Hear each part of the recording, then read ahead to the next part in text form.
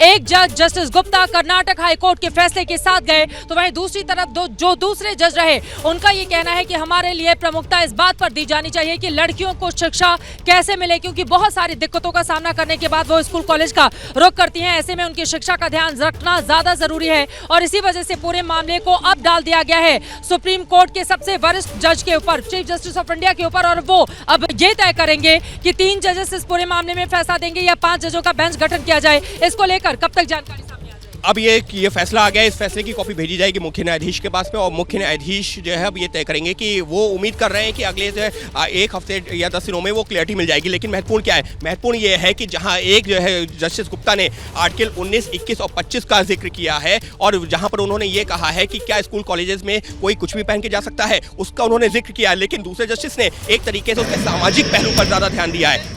वादा ABP news ने आपसे किया था वो खबर हमने आप तक सबसे पहले पहुंचाई है, वो वादा पूरा भी किया है, सबसे सटीक जानकारी दी है और यकीनन आज का ये जो फैसला है देश की सर्वोच्च अदालत का, ये अपने आप में बहुत सारे नजीर भी पेश करता हुआ, क्योंकि एक तरफ जो सामाजिक पहलू हैं बच्चों की शिक्षा के अधिकार को लेकर एक जज की ओर से उस पर जोर दिया जाता है, जबकि दूसरे जज की ओर से कहा जाता है कि स्कूल के भीतर अगर हिजाब पहनकर बच्चियां जाएंगी तो यकीनन उसका असर दूसरे छात्रों पर भी पड़ेगा। तमाम आर्टिकल्स का हवाला भी दिया गया। सबसे पहले सबसे सटीक जानकारी एबीपी न्यूज ने अपने दर्शकों के सामने रखी है। निपुण सहगल पल पल की जानकारी कोर्ट रूम के भीतर से दे रहे थे और अंकित गुप्ता उसका विश्लेषण करके आप तक पहुंचा रहे थे वो जानकारी की आखिर इसके मायने और मतलब किस रूप में समझे जाएं, क्योंकि हिजाब से जुड़ा हुआ ये मामला दरअसल ऐसा है जिसका असर सिर्फ एक कर्नाटक राज्य का नहीं है, यकीनन पूरे देश के और ऊपर इसका सीधा असर देखने को मिलता, अलग अलग राज्यों पर इसका असर देखने को मिलता। कर्नाटक राज्य के फैसले को आधार बनाते दूसरे राज्य, लेकिन आज सुप्रीम कोर्ट ने, देश की सर्वोच्च अदालत ने जो जानकारी दी है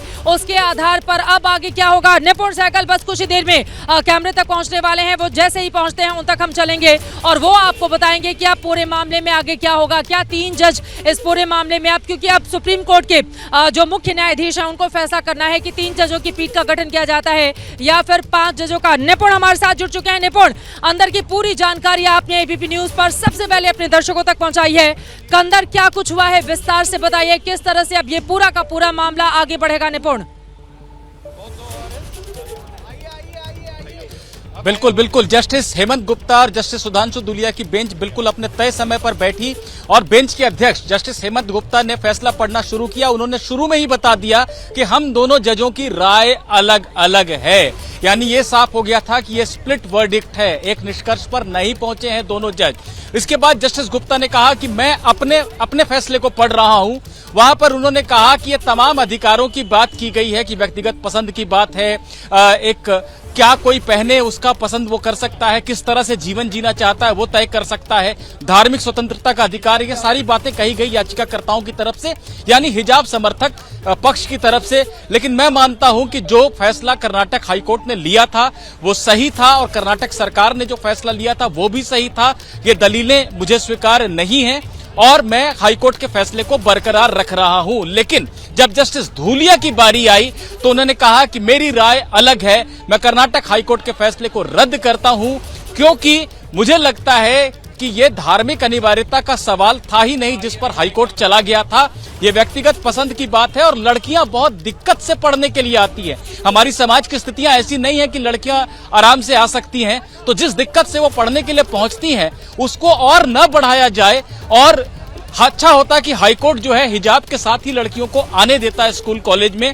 बहरहाल 2 जजों के अलग अलग फैसले हैं। ऐसे में जस्टिस गुप्ता ने एक बार फिर से कमान संभाली, क्योंकि वो बेंच के अध्यक्ष थे। उन्होंने कहा हमारी दोनों की अलग अलग राय के मद्देनजर अब ये मामला हम चीफ जस्टिस के पास भेज रहे हैं और वो उचित बेंच का गठन करें। उचित बेंच का यहाँ पर मतलब यही है कि अब 3 जजों की बेंच का गठन चीफ जस्टिस करेंगे और वो बेंच जब बैठेगी तब नए सिरे से इस मामले को सुनेगी। जैसे ही घड़ी का काटा दोपहर 2:30 पे आए, बबीता जी का दिल सास बहू साजिश के लिए मचल जाए। और ये है इनकी बहू, पूरे दिन ऑफिस की टेंशन हो जाए गॉन जब ये करें अपना फेवरेट शो फ्री टाइम पे ऑन। इनकी तरह आप भी देखें अपना फेवरेट शो अपने टाइम पर और डाउनलोड कीजिए एबीपी लाइव ऐप अपने स्मार्ट टीवी पर।